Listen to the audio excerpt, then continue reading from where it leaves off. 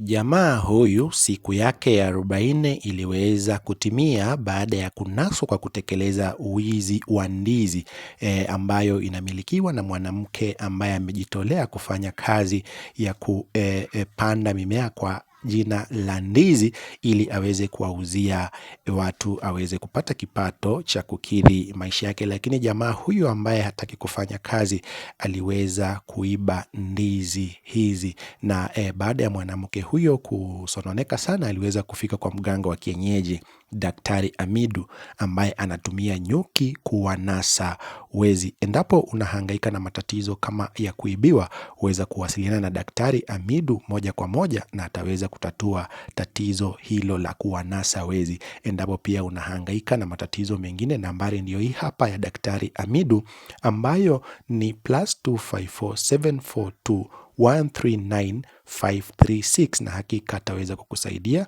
pamoja na matatizo mengine mbalimbali ya siri.